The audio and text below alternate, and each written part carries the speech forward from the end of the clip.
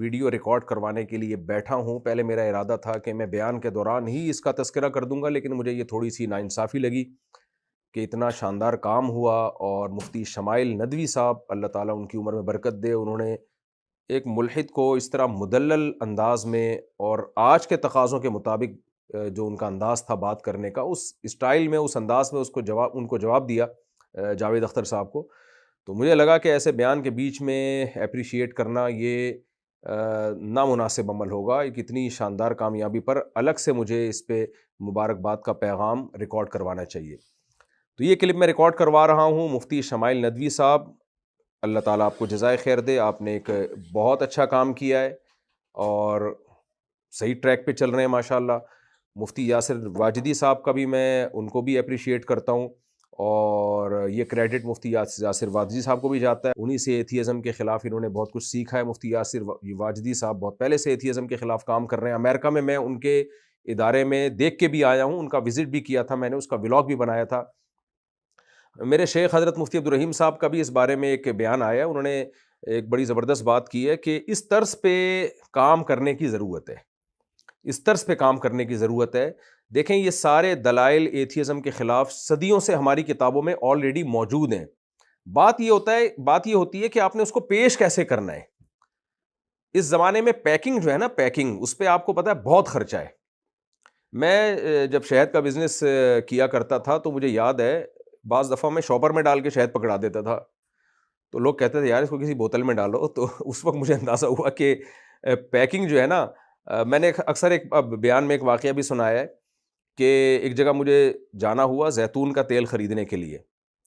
تو جو بیچنے والے تھے وہ میرے جاننے والے تھے. انہوں نے کہا کہ یہ والا زیتون اچھی کوالٹی کا ہے لیکن سستا ہے، یہ والا زیتون اچھی کوالٹی کا نہیں ہے لیکن مہنگا ہے.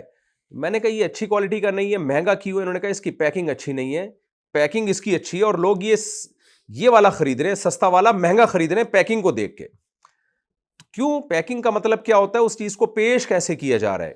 تو الحاد کے خلاف دلائل قرآن میں بھی ہیں، حدیث میں بھی ہیں، اور صدیوں سے ہماری کتابوں میں لکھے ہوئے ہیں. اور خاص طور پہ علماء دیوبند نے تو اس پہ بہت زیادہ شاندار جاندار کام کیا ہے.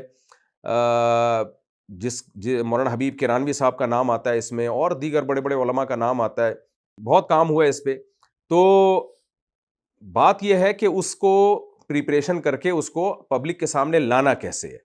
وہ کام ماشاءاللہ مفتی شمائل ندوی صاحب نے بہت شاندار طریقے سے کیا، اور اس سے ہمیں خوشی یہ ہوئی کہ مفتی یاسر واجدی صاحب کا ادارہ الحمدللہ صحیح ٹریک پہ چل رہا ہے، صحیح کام کر رہا ہے. اللہ تعالیٰ اس ادارے کو اور ترقی دے. ہمارے حضرت مفتی رشید احمد صاحب رحمہ اللہ تعالیٰ فرمایا کرتے تھے کہ دین کا کوئی بھی کام کر رہا ہو تو یوں سمجھیں کہ وہ آپ کا کام کر رہا ہے، کیونکہ علماء کا کام ہے دین کی خدمت، بلکہ ہر مسلمان کی ذمہ داری ہے دین کو دنیا میں پھیلانا. تو کوئی بھی کسی بھی شعبے میں دین کو پھیلا رہا ہے تو آپ سمجھیں کہ میرا کام ہو رہا ہے، میری پروڈکٹ بک رہی ہے. تو یہ مفتی شمائل ندوی صاحب نے جو کام کیا ہمارا کام کیا ہے. جاوید اختر تک ہماری نہ پہنچ تھی، اور پھر اس اسٹائل میں جو انداز انہوں نے اختیار کیا، یہ انداز ماشاءاللہ بہت جاندار شاندار تھا. تو ہمیں سب کو خوشی ہے اس پہ. البتہ ایک چیز چھوٹی سی جو بہت ہی معمولی سی ہے، لیکن یہ میں سمجھتا ہوں کہ ایک خیانت ہوگی اگر میں اس کو نہ پیش کروں، کیونکہ انگلش کے الفاظ اس میں بہت زیادہ استعمال ہوئے ہیں. تو میرے جو بہت سے دوست ہیں انہوں نے مجھے کمنٹس بھی بھیجے، انہوں نے مجھے واٹس ایپ پہ میسج بھی بھیجے کہ بہت سے اردو اسپیکنگ کی سمجھ میں کچھ چیزیں آئی نہیں ہیں. تو آئندہ کے لیے مفتی شمائل ندوی صاحب سے میں ایک ریکویسٹ کروں گا کہ جو ٹرمز انگلش میں یوز ہوتی ہیں ان کو آسان الفاظ میں اردو میں بھی آپ ٹرانسلیٹ کر دیا کریں، تاکہ اردو اسپیکنگ کا ایک بہت بڑا طبقہ، اور اردو بہت بڑی زبان ہے. اصل میں گورے نے سازش یہ کی ہے ہمارے خلاف کہ اردو کو دو حصوں میں ڈیوائڈ کر دیا، ہندی اور اردو. حالانکہ وہ اردو ہندی ہے، ہندی اردو ہی ہے. یعنی بیکار قسم کی بات ہے کہ اردو ہندی الگ الگ زبان ہے. رسم الخط کو چینج کر دیا گورے نے. ورنہ آپ اس زبان کو ہندی کہہ لیں یا اردو کہہ لیں، یہ انڈیا میں سمجھی جاتی ہے، پاکستان میں سمجھی جاتی ہے، بنگلہ دیش کے بہت بڑے حصے میں سمجھی جاتی ہے. میں بنگلہ دیش گیا ہوں تو میرے بیان میں بہت کراؤڈ تھا، وہ سب اردو سمجھ رہے تھے، بہت کراؤڈ تھا. ابھی علماء اور بھی گئے ہیں تو اتنا کراؤڈ تھا، وہ سارے اردو سمجھ رہے تھے. تو میں حیران ہو رہا تھا، وہ بنگلہ دیش کے لوگ تو بڑے مزے سے اردو بول رہے ہیں اور سن بھی رہے ہیں، سمجھ بھی رہے ہیں.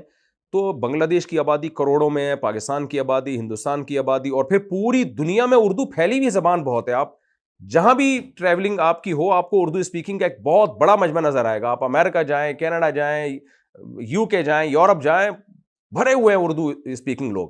جو اردو سمجھنے والے لوگ ہیں.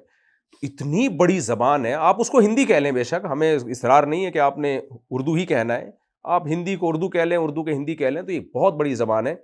تو مفتی شمائل صاحب سے میں گزارش کروں گا کہ آئندہ کے لیے جب آپ کی ڈیبیٹ ہو تو اس میں تھوڑی سی, جاوید اختر صاحب نے اس ڈیبیٹ کے دوران کہا بھی ہے کہ آپ اس کا کو ٹرانسلیٹ کریں اردو میں یا آسان الفاظ میں. اچھا, بعض لوگوں نے اس پہ میمز بھی بنائی ہیں, تو میں سمجھتا ہوں یہ میمز بنانا ٹھیک نہیں ہے, کسی کا مذاق نہیں ہمیں اڑانا چاہیے.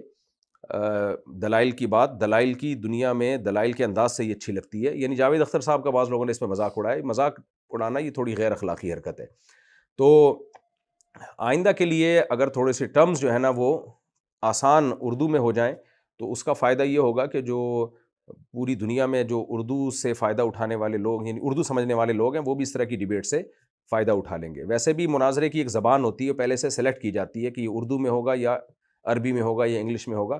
ہاں, کچھ ٹرمز ایسی ہیں جو ظاہر انگلش میں ہی ہیں, تو وہ پھر انگلش میں ہوں, پھر اس کو آسان میں اس کو ٹرانسلیٹ کر دیا جائے. لیکن بہرحال جو بھی ہے, بحث بہت ماشاءاللہ جاندار تھی, شاندار تھی, اور اس سے اندازہ ہو جانا چاہیے کہ الحاد اور ملحد لوگوں کے پاس کچھ بھی نہیں ہے. اور یہ انشاءاللہ بہت جلد ان کا جو ایک سحر ہے نا دنیا میں, انہوں نے جو ایک جادو میں جکڑا ہوا ہے سائنس سائنس سائنس کی باتیں کر کے.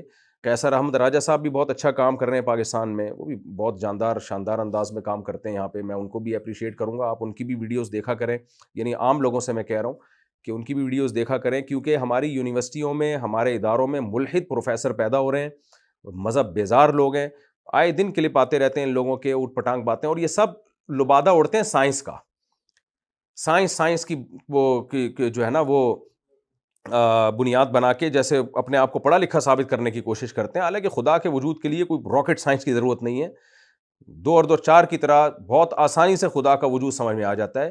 لیکن قرآن نے کہا ہے فَإِنَّهَا لَا تَعْمَى الْأَبْصَارُ وَلَٰكِن تَعْمَى الْقُلُوبُ الَّتِي میں چھپے ہوئے ہیں.